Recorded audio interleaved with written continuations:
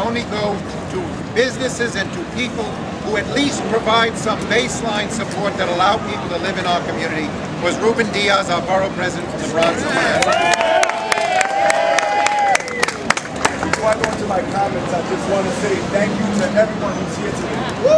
When we had the argument, the debate on Kingsbridge RV back in the winter, there were those folks who said that this was just about the RV.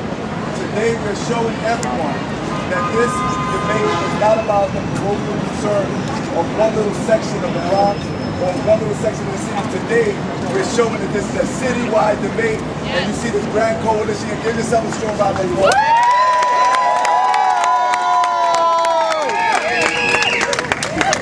I just want to thank each and every one for being here who has worked on this Fair Wages for New Yorkers Act. I want to thank Council members Oliver Koppell and Annabel Palma, who introduced this bill at my behest. I want to thank all of the different city council members, where today we have about 20 city council members, many of them who are here today, and that list continues to grow. I want to thank my good friend, Stuart Applebaum, and his union, all of the volunteers. I want to thank all of the community organizations, including the Northwest Bronx Community Clergy Organization. Ladies and gentlemen, today is a great day. Ladies and gentlemen, today is a historic day.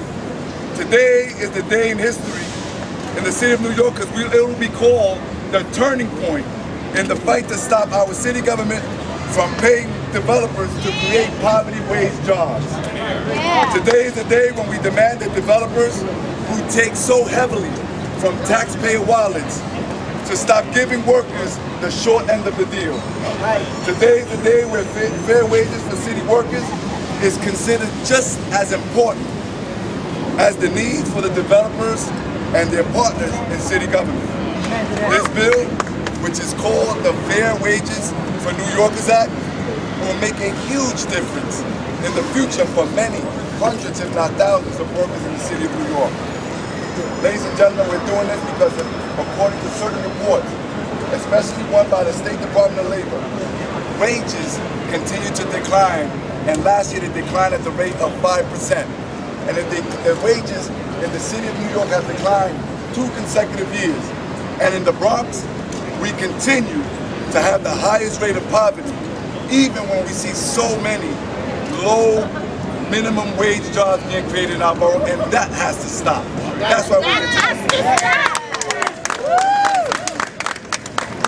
Wages are declining at the rate of poverty, while the rate of poverty continues to increase. But the city keeps giving huge benefits to developers without requiring anything to help workers get out of the cycle of declining poverty, of declining wages. By requiring developers to receive city subsidies to pay a living wage, which we define at $10 an hour with benefits, with health benefits, and $11.50 without. What we're doing is that we're helping New Yorkers get off the welfare roll and to actually be able to pay for their rent and to actually be able to provide for their family. Requiring a living wage in return for government support, this is not a radical idea. We see this all the time, all throughout the country. In fact, we see this in such cities as Los Angeles, Minneapolis, Sacramento, Philadelphia, and in other areas. There is no evidence, scientific or otherwise, that requiring a living wage law kills development and their projects. If you look at reports by individuals such as Dr. Ruben, who's an economist, a professor of economics at UMass, you will see that there is no proof that a living wage law has killed a project anywhere in the country. The only scientific studies, the only scientific proof that we have in the studies conducted to date have shown that living wage requirements for subsidized projects have not led to failed development projects or slow down business in the cities where these requirements are mandated. Many tenants of large commercial developments already have a paying living wage, and for those individuals like the mayor who have not read the bill, it is not factual that this will stop low or affordable housing projects from taking shape. They're exempt. Cultural institutions are exempt. Projects where you have programs for our seniors are exempt. So for those who want to put out misinformation, For those who want to be non-factual, I would say to simply read the bill. For me, I think that this is a wonderful day. I want to thank everyone, and it's just a simple equation. If you want a public charity for your development, then your development has to be charitable to the public. All right.